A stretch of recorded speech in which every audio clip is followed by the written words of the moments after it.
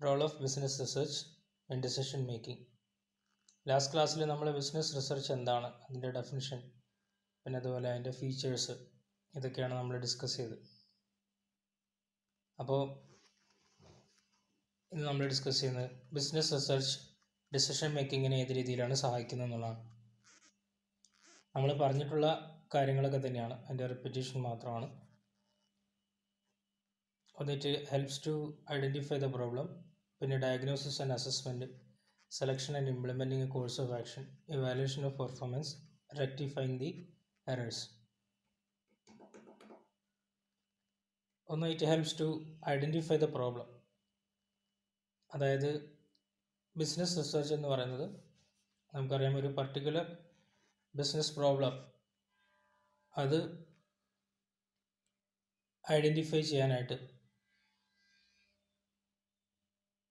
ചെയ്യുന്ന ഒരു കൺസേർട്ടഡ് സ്റ്റഡിയാണ്. അപ്പം നമ്മൾ കഴിഞ്ഞ ക്ലാസ്സിൽ പറഞ്ഞ പോലെ തന്നെ ഒരു പർട്ടിക്കുലർ കമ്പനിയുടെ ഫൈനാൻഷ്യൽ പെർഫോമൻസ് നമ്മൾ അനലൈസ് ചെയ്യുകയാണെന്നുണ്ടെങ്കിൽ അതെന്താണ്, ഒരു ബിസിനസ് റിസർച്ചാണ്. നമ്മൾ ഒരു കമ്പനിയുടെ ഫൈനാൻഷ്യൽ പെർഫോമൻസ് അനലൈസ് ചെയ്യുന്ന സമയത്ത് അതിൽ നമുക്ക് കിട്ടാവുന്ന ഏറ്റവും ആധികാരികമായിട്ടുള്ള രേഖ എന്ന് പറയുന്നത് ആ കമ്പനിയുടെ profit and loss account, balance ഷീറ്റുമാണ്. ഓക്കെ, ആൻഡ് ഇത് നമ്മൾ 1 ഇയർ അല്ലെങ്കിൽ 2 ഇയർ ഡാറ്റ അല്ല എടുക്കുക, ഒരു 5 to 6 ഇയേഴ്സ് ഡാറ്റ കമ്പനിയുടെ balance sheet, profit and loss account എടുക്കുന്നു. എന്നിട്ട് അതിൻ്റെ ഫൈനാൻഷ്യൽ പെർഫോമൻസ് ആണ് നമ്മൾ അനലൈസ് ചെയ്യുന്നത്. അതിന് ഒരുപാട് ടെക്നിക്സ് ഉണ്ട്. നിങ്ങൾ മാനേജ്മെൻറ്റ് അക്കൗണ്ടിങ് എന്ന് പറയുന്ന പേപ്പറിലാണെന്ന് തോന്നുന്നു വ്യക്തമായിട്ട് ഫൈനാൻഷ്യൽ പെർഫോമൻസ്, ഒരു കമ്പനിയുടെ ഫൈനാൻഷ്യൽ പെർഫോമൻസ് എങ്ങനെയാണ് അനലൈസ് ചെയ്യുന്നത് അല്ലെങ്കിൽ അസസ് ചെയ്യുന്നത് എന്നുള്ളതിനെ പറ്റിയിട്ട് പഠിക്കുന്നുണ്ട്. ഓക്കെ, അപ്പോൾ അതിൽ കുറച്ചധികം ടെക്നിക്സ് ഒക്കെ പറയുന്നുണ്ട്.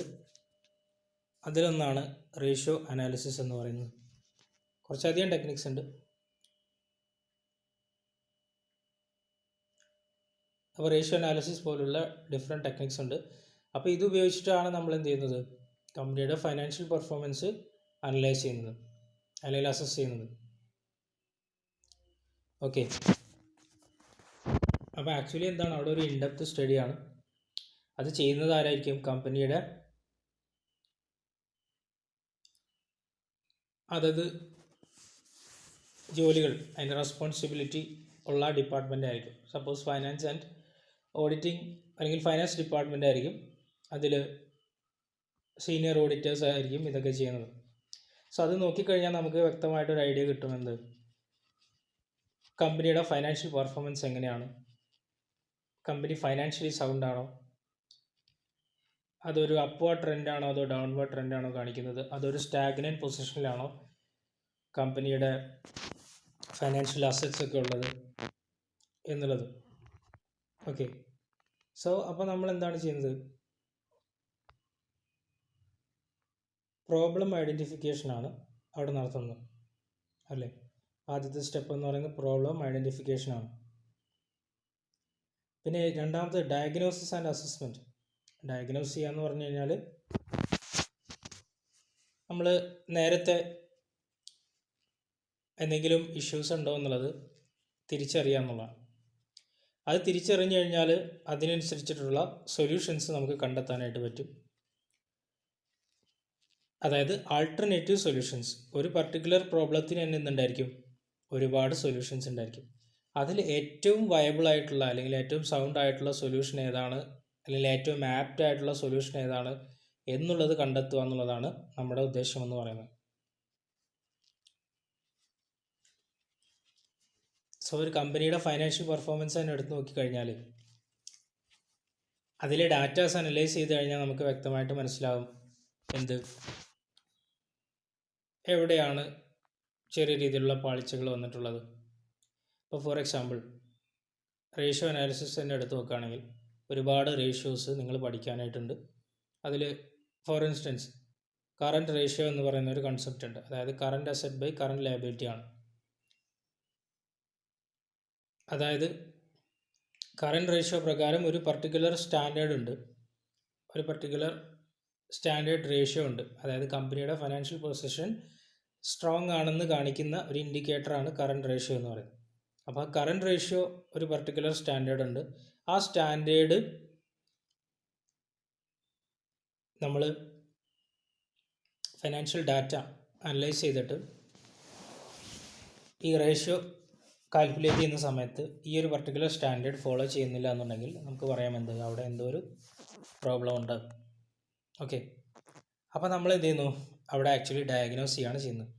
ഇതിന് ഒരുപാട് ടെക്നിക്സ് ഉണ്ട്, അത് നിങ്ങൾ മാനേജ്മെൻറ്റ് അക്കൗണ്ടിങ്ങിലൊക്കെ പഠിക്കും. ഓക്കെ, അപ്പോൾ നമ്മൾ ഡയഗ്നോസ് ചെയ്യുന്നു, അസസ് ചെയ്യുന്നു എന്തൊക്കെയാണ് പ്രോബ്ലംസ് എന്നുള്ളത്. പിന്നെ പറഞ്ഞു selection and implementation of A course of action. Course of action എന്ന് പറയുന്നത് സൊല്യൂഷൻസ് ആണ് ഉദ്ദേശിക്കുന്നത്. ഓരോ ബിസിനസ് പ്രോബ്ലത്തിനും ആക്ച്വൽ ഇഷ്യൂ എന്താണെന്ന് കണ്ടെത്തി കഴിഞ്ഞാൽ നമുക്ക് ഡിഫറെൻറ്റ് സൊല്യൂഷൻസ് ഉണ്ടാക്കി അതിൽ ആ ഒരുപാട് സൊല്യൂഷൻസിൽ നിന്ന് ഏറ്റവും ബെസ്റ്റ് ആയിട്ടുള്ള സൊല്യൂഷൻ കണ്ടെത്തുക എന്നുള്ളതാണ് ഇവിടെ ഉദ്ദേശിക്കുന്നത്. ദെൻ നമ്മൾ പറഞ്ഞ പോലെ ഇവാലുവേഷൻ ഓഫ് പെർഫോമൻസ് ആണ്. കമ്പനിയുടെ ഫൈനാൻഷ്യൽ പെർഫോമൻസ് നമ്മൾ അനലൈസ് ചെയ്യുമ്പോഴാണല്ലോ ഇതൊക്കെ നമുക്ക് കണ്ടെത്താനായിട്ട് പറ്റുന്നത്. അതാണ് നമ്മുടെ ആക്ച്വൽ പ്രോബ്ലം എന്ന് പറയുന്നത്. പിന്നെ എന്ത് ചെയ്യുന്നു, എറേഴ്സ് റെക്ടിഫൈ ചെയ്യാനായിട്ട് ശ്രമിക്കുന്നു എന്നുള്ള. സോ ബേസിക്കലി ഒരു ഡിസിഷൻ മേക്കിംഗ് ആണ് അവിടെ നടക്കുന്നത്. നമ്മൾ പറഞ്ഞു ബിസിനസ് റിസർച്ച് എന്ന് പറയുന്നത് മെയിനായിട്ട് ബിസിനസ് റിലേറ്റഡ് ആയിട്ടുള്ള പ്രോബ്ലംസ് ഐഡൻറ്റിഫൈ ചെയ്യുന്നതിനും അതിന് സൊല്യൂഷൻസ് കണ്ടെത്തുന്നതിനാണ് പ്രാധാന്യം നൽകുന്നത് എന്നുള്ളത് നമുക്കറിയാം. സിംപ്ലി എന്താണ്, മാനേജറിയൽ ഡിസിഷൻ മേക്കിങ്ങിന് സഹായിക്കുന്നു എന്ന് വേണമെങ്കിൽ പറയാം. അപ്പോൾ അത് ചെയ്യുന്നത് എങ്ങനെയാണ് എന്നുള്ളതാണ് പറയുന്നത്. ആദ്യം ഒരു പ്രോബ്ലം ഉണ്ടോ എന്നുള്ളത് ഐഡൻറ്റിഫൈ ചെയ്യുന്നു. അത് നേരത്തെ ഡയഗ്നോസ് ചെയ്യാൻ പറ്റുകയാണെങ്കിൽ അത്രയും നല്ലത്. ഡയഗ്നോസ് ചെയ്യുന്നു, എന്നിട്ട് അതെന്ത് ചെയ്യുന്നു, അസസ് ചെയ്യുകയാണ് ചെയ്യുന്നത്. പിന്നെ selection and implementation of course of action എന്ന് പറഞ്ഞാൽ ഡിഫറെൻറ്റ് സൊല്യൂഷൻസ്. പ്രോബ്ലംസ് ഒരു പർട്ടിക്കുലർ പ്രോബ്ലത്തിന് എന്തുണ്ടായിരിക്കും, ഡിഫറെൻറ്റ് സൊല്യൂഷൻസ് ഉണ്ടായിരിക്കും. ആ ഡിഫറെൻറ്റ് സൊല്യൂഷൻസിൽ ഏറ്റവും ബെസ്റ്റ് സൊല്യൂഷൻ ഏതാണ് എന്നുള്ളത് കണ്ടെത്തുകയാണ് ചെയ്യുന്നത്. ആ ബെസ്റ്റ് സൊല്യൂഷൻ എന്നിട്ട് എന്ത് ചെയ്യുന്നു, അപ്ലൈ ചെയ്യുന്നു. അതുവഴി എന്ത് ചെയ്യുക, എറേഴ്സ് റെക്ടിഫൈ ചെയ്യാം. ഓക്കെ, അപ്പോൾ ഇതാണ് ഇവിടെ സംഭവിക്കുന്നത്.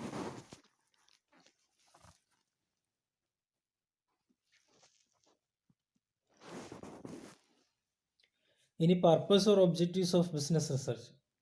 ഇതൊക്കെ സാധാരണ ഒരു 2-4 മാർക്കിനൊക്കെ എക്സാമിന് ചോദിക്കുന്ന ക്വസ്റ്റ്യൻസ് ആണ്. ഒന്നുമില്ല, ജസ്റ്റ് ഇതങ്ങോട്ട് മനസ്സിലാക്കി കഴിഞ്ഞാൽ പിന്നെ അതിനനുസരിച്ചിട്ടുള്ള പോയിൻറ്റ്സ് നമ്മൾ എഴുതി ചേർത്താൽ മതി. വളരെ സിമ്പിളാണ്. പിന്നെ ഇത് ഒരു 100% തിയറി പേപ്പറാണ്. അപ്പോൾ അതിൻ്റേതായിട്ടുള്ള ഒരു ബോർഡം ചിലപ്പോൾ നിങ്ങൾക്ക് ഫീൽ ചെയ്യും. എനിവേ നമുക്കിതെല്ലാം പഠിച്ചേ പറ്റുള്ളൂ. അപ്പം പർപ്പസ് അല്ലെങ്കിൽ ഒബ്ജക്റ്റീവ്സ് ഓഫ് ബിസിനസ് റിസർച്ച്, ഒന്ന് ഡിസിഷൻ മേക്കിംഗ് ഒബ്ജക്റ്റീവാണ്. അത് ഞാൻ പ്രത്യേകിച്ച് പറയേണ്ട കാര്യമില്ല. ബിസിനസ് ഡിസിഷൻ മേക്കിങ്ങിനാണ് ബിസിനസ് റിസർച്ചിൻ്റെ മെയിൻ യൂസ് എന്ന് പറയാം. അപ്പോൾ ഇനി അത് നമ്മൾ ഇലാബറേറ്റായിട്ട് ഡിസ്കസ് ചെയ്താണ്. പിന്നെ policy objective, product objective, marketing objective, business environment objective, promotional objective, customer satisfaction objective. Policy objective എന്ന് പറഞ്ഞിട്ടുണ്ടെങ്കിൽ കമ്പനിയുടെ ഏറ്റവും ബെസ്റ്റ് പോളിസീസ് ഇംപ്ലിമെൻ്റ് ചെയ്യാനായിട്ട് അല്ലെങ്കിൽ ബെസ്റ്റ് പോളിസീസ് എടുക്കാനായിട്ട് കമ്പനീസിനെ ഹെൽപ്പ് ചെയ്യുന്നു എന്നുള്ളതാണ്. ഞാൻ പറഞ്ഞ പോലെ മാനേജ്മെൻറ്റിൻ്റെ വാരിയസ് ഡിസിപ്ലിൻസ് നമുക്കറിയാം. മാർക്കറ്റിംഗ്, HR, അതുപോലെ പ്രൊഡക്ഷൻ, ഫൈനാൻസ്, ഇങ്ങനെ ഒരുപാട് വാരിയസ് ഡിസിപ്ലിൻസ് ഉണ്ടല്ലേ. അപ്പോൾ ഇതിലെല്ലാം എന്തുണ്ടായിരിക്കും, ചിലപ്പോൾ ഡിഫറെൻറ്റ് ഇഷ്യൂസ് ഉണ്ടായിരിക്കും. അപ്പോൾ അതൊക്കെ കണ്ടെത്തുക എന്നുള്ളതാണ് നമ്മൾ ഈ R&D, അതായത് റിസർച്ച് ചെയ്യുന്ന ഒരു ഡിപ്പാർട്ട്മെൻറ്റ് ഉണ്ടായിരിക്കും എല്ലാ കമ്പനീസിനും. നമ്മൾ R&D, research and development department എന്നാണ് പറയുക. അപ്പോൾ അവരാണിത് ചെയ്യുന്നത്. അപ്പോൾ അവർക്ക് എന്തുണ്ടായിരിക്കും, സർട്ടൺ റെസ്പോൺസിബിലിറ്റീസ് ഉണ്ടായിരിക്കും. അപ്പോൾ ഏത് ഡിപ്പാർട്ട്മെൻറ്റിലുണ്ടാവുന്ന ഏത് മാനേജ്മെൻറ്റ് ഡിസിപ്ലിൻസിൻ്റെ അണ്ടറിൽ വരുന്ന പ്രോബ്ലംസും അനലൈസ് ചെയ്യുന്നതും വഴി എന്ത് ചെയ്യാൻ പറ്റും, കമ്പനീസിന് ഏറ്റവും വയബിൾ ആയിട്ടുള്ള ഒരു പോളിസി ഡെവലപ്പ് ചെയ്യാനായിട്ട് പറ്റുമെന്നുള്ളത്. ഇപ്പം ഹ്യൂമൻ റിസോഴ്സ് ഡിപ്പാർട്ട്മെൻറ്റ്, അതായത് എംപ്ലോയീസിൻ്റെ, കമ്പനിയുടെ ഉള്ളിൽ തന്നെ എംപ്ലോയീസിന് ഏതെങ്കിലും രീതിയിലുള്ള ബുദ്ധിമുട്ടുകളൊക്കെ ഉണ്ടെന്നുണ്ടെങ്കിൽ ഏറ്റവും നല്ല രീതിയിൽ എംപ്ലോയി ഫ്രണ്ട്ലി ആയിട്ടുള്ള ഒരു അറ്റ്മോസ്ഫിയർ ക്രിയേറ്റ് ചെയ്യാനായിട്ട് പോളിസി ലെവൽ ഡിസിഷൻസ് എടുക്കാനായിട്ട് ഹെൽപ്പ് ചെയ്യുന്നു എന്നുള്ളതാണ്. ഇനിയിപ്പം മാർക്കറ്റിംഗ് റിലേറ്റഡ് ആയിട്ടുള്ള ഇഷ്യൂസ്, ഈ ഒരു പർട്ടിക്കുലർ കമ്പനിക്ക് ഒരു പ്രൊഡക്റ്റ് ഉണ്ട്, ആ പ്രൊഡക്റ്റ് നല്ല രീതിയിൽ പെർഫോം ചെയ്യുന്നില്ല മാർക്കറ്റിൽ, ഏതെങ്കിലും രീതിയിൽ ഇഷ്യൂസ് ഉണ്ടെങ്കിൽ ആ തരത്തിലുള്ള പോളിസി ലെവൽ ഡിസിഷൻസ് എടുക്കാനായിട്ട് ഹെൽപ്പ് ചെയ്യും. പിന്നെ പ്രൊഡക്റ്റ് ഒബ്ജക്റ്റീവ്, മാർക്കറ്റിംഗ് ഒബ്ജക്റ്റീവ്, ഇതെല്ലാം ഇൻ്റർ റിലേറ്റഡ് ആണ്. പ്രൊഡക്റ്റ് ഒബ്ജക്റ്റീവ് എന്ന് പറയുന്നത് തീർച്ചയായിട്ടും, അതുപോലെ മാർക്കറ്റിംഗ് ഒബ്ജക്റ്റീവ്, ഇത് രണ്ടും എന്താണ്, നമ്മൾ മാർക്കറ്റ് റിസർച്ചുമായിട്ട് ബന്ധപ്പെട്ടതാണ്. ഏറ്റവും നല്ല ഫീച്ചേഴ്സുള്ള, ഏറ്റവും ക്വാളിറ്റി ഉള്ള പ്രൊഡക്റ്റ് കസ്റ്റമേഴ്സിൻ്റെ കയ്യിലെത്തിക്കുക എന്നുള്ളതായിരിക്കും എല്ലാ കമ്പനീസും ഉദ്ദേശിക്കുന്നത്. പിന്നെ മാർക്കറ്റ് റിസർച്ചിൻ്റെ മെയിൻ ഉദ്ദേശം എന്ന് പറയുന്നത് ഓരോ പ്രൊഡക്റ്റിൻ്റെയും മാർക്കറ്റ് പൊട്ടൻഷ്യൽ കണ്ടെത്തുക എന്നുള്ളതാണ്. അത് കണ്ടെത്തിയതിന് ശേഷം അതിൽ ഏറ്റവും ആപ്റ്റായിട്ടുള്ള പ്രൊഡക്റ്റ് മാർക്കറ്റിൽ ഇൻട്രൊഡ്യൂസ് ചെയ്യുക എന്നുള്ളതാണ്. പിന്നെ ബിസിനസ് എൻവയോൺമെൻറ്റ് ഒബ്ജക്റ്റീവ് എന്ന് പറഞ്ഞാൽ ആ പർട്ടിക്കുലർ കമ്പനി അതുമായിട്ട് റിലേറ്റഡ് ആയിട്ടുള്ള എൻവയോൺമെൻറ്റ്, ബിസിനസ് എൻവയോൺമെൻറ്റ്, റൈറ്റ്. നമ്മൾ സാധാരണ മൈക്രോ ആൻഡ് മാക്രോ എൻവയോൺമെൻറ്റ് പറയാറുണ്ട്. മൈക്രോ എൻവയോൺമെൻറ്റ് എന്ന് പറഞ്ഞാൽ അതുമായിട്ട് റിലേറ്റ് ചെയ്തിട്ടുള്ള ഏറ്റവും ആ ഒരു ചെറിയ എൻവയോൺമെൻറ്റ്, അതായത് കമ്പനിയുടെ എംപ്ലോയീസ്, കമ്പനിയുടെ കസ്റ്റമേഴ്സ്, സപ്ലയേഴ്സ്, ഇങ്ങനെയുള്ള ഇവരെല്ലാം ഉൾപ്പെടുന്ന ഒരു ചെറിയ എൻവയോൺമെൻറ്റ്, ബിസിനസ് എൻവയോൺമെൻറ്റ്. പിന്നെ മാക്രോ എൻവയോൺമെൻറ്റ് പറയാനുണ്ട്. മാക്രോ എൻവയോൺമെൻറ്റ് എന്ന് പറഞ്ഞു കഴിഞ്ഞാൽ ഒരു വലിയ എൻവയോൺമെൻറ്റ്, അതായത് കമ്പനിയുടെ കോമ്പറ്റീറ്റേഴ്സ്, അതുപോലെ ആ പർട്ടിക്കുലർ കമ്പനി എവിടെയാണ് വർക്ക് ചെയ്യുന്നത്, അവിടുത്തെ എക്കണോമി, അവിടുത്തെ ഗവൺമെൻറ് പോളിസീസ്, ഇതൊക്കെയാണ് മാക്രോ എൻവയോൺമെൻറ്റിൽ വരുന്നത്. അപ്പോൾ ബിസിനസ് എൻവയോൺമെൻറ്റ് അതിനെ അനലൈസ് ചെയ്യുക അല്ലെങ്കിൽ അത് പഠിക്കുക എന്നുള്ളത് വളരെയധികം ഇമ്പോർട്ടൻ്റ് ആണ്. അതായത് എക്കണോമിയിൽ വരുന്ന ആ പർട്ടിക്കുലർ കമ്പനി നിൽക്കുന്ന അതിൻ്റെ ഹോം കൺട്രിയിലുള്ള ബിസിനസ് എൻവയോൺമെൻറ്റ് എങ്ങനെയാണ് എന്നുള്ളത് പഠിക്കുക എന്നുള്ളത് വളരെ ഇമ്പോർട്ടൻ്റ് ആണ്. എക്കണോമിയിൽ നടക്കുന്ന, സമ്പദ് വ്യവസ്ഥയിൽ നടക്കുന്ന ഏറ്റവും പ്രധാനപ്പെട്ട ഇഷ്യൂസ്, ഇൻഫ്ലേഷൻ, പിന്നെ അത്തരത്തിലുള്ള കുറേ കാര്യങ്ങൾ. അപ്പോൾ ഇതൊക്കെ പഠിക്കുക എന്നുള്ളത് വളരെയധികം ഇമ്പോർട്ടൻ്റ് ആണ്. പിന്നെ ആ രാജ്യത്ത് നിലനിൽക്കുന്ന ലോസ്,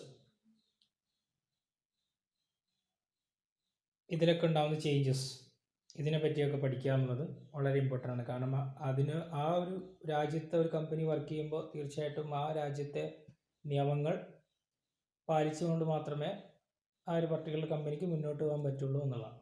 ഓക്കെ, അപ്പോൾ ഇത്തരത്തിലുള്ള കാര്യങ്ങളൊക്കെയാണ് ബിസിനസ് എൻവയോൺമെൻറ്റ് റിലേറ്റഡ് ആയിട്ടുള്ളത്. അപ്പോൾ ഈ ബിസിനസ് എൻവയോൺമെൻറ്റിനെ പറ്റി പഠിക്കുക എന്നുള്ളതും ബിസിനസ് റിസർച്ചിൻ്റെ മെയിൻ ഉദ്ദേശമാണ്. പിന്നെ promotion objective, customer satisfaction objective, നമുക്ക് പ്രത്യേകിച്ച് പറയേണ്ട കാര്യമില്ല. പ്രൊമോഷൻ എന്ന് പറയുന്നത് ഒരു കമ്പനിയുടെ നിലനിൽപ്പിനും എല്ലായ്പ്പോഴും വളരെ ഇമ്പോർട്ടൻ്റ് ആണ്. ഏറ്റവും നന്നായിട്ട് പ്രൊമോട്ട് ചെയ്ത് കഴിഞ്ഞാൽ മാത്രമാണ് കമ്പനിക്ക് എന്ത് ചെയ്യുന്നു, ഗുഡ് വിൽ നേടിയെടുക്കാനായിട്ട് പറ്റുള്ളൂ. അങ്ങനെ മാത്രമാണ് എന്ത് ചെയ്യാൻ പറ്റുള്ളൂ, സർവൈവ് ചെയ്യാനായിട്ട് പറ്റുള്ളൂ. അതുപോലെ തന്നെയാണ് ഏറ്റവും ഇമ്പോർട്ടൻ്റ് ആണ് കസ്റ്റമർ സാറ്റിസ്ഫാക്ഷൻ എന്ന് പറയുന്നത്. കസ്റ്റമർ സാറ്റിസ്ഫാക്ഷൻ ഇല്ലെങ്കിൽ എത്ര പ്രൊമോഷൻ കൊടുത്തിട്ടും കാര്യമില്ല. അപ്പോൾ ഏറ്റവും ബേസിക്കായിട്ട് ഇതൊക്കെയാണ് ശ്രദ്ധിക്കേണ്ടത്. അപ്പോൾ ഇതൊക്കെ ആക്ച്വലി എന്താണ്, പ്രോബ്ലമാറ്റിക് ആയിട്ടുള്ള ഏരിയാസാണ്. അപ്പോൾ ഇതൊക്കെ ഇതിലൊക്കെ എന്തെങ്കിലും ഇഷ്യൂസ് ഉണ്ടോ എന്നുള്ളത് കണ്ടെത്തുക. ഈ ഏരിയാസിലൊക്കെ ഉള്ള എന്തെങ്കിലും ഇഷ്യൂസൊക്കെ ഉണ്ടോയെന്നുള്ളത് കണ്ടെത്തുക എന്നുള്ളതാണ് നേരത്തെ പറഞ്ഞ ബിസിനസ് റിസർച്ചിൻ്റെ മെയിൻ ഉദ്ദേശമെന്ന് പറയും. ഓക്കെ, അപ്പോൾ നമ്മൾ ഫീച്ചേഴ്സ്, അതുപോലെ role of business research in decision making, പിന്നെ അതുപോലെ പർപ്പസ്, ഒബ്ജക്റ്റീവ്സ്, ഇതൊക്കെയാണ് പറഞ്ഞത്. അപ്പോൾ that's it for today. Thank U.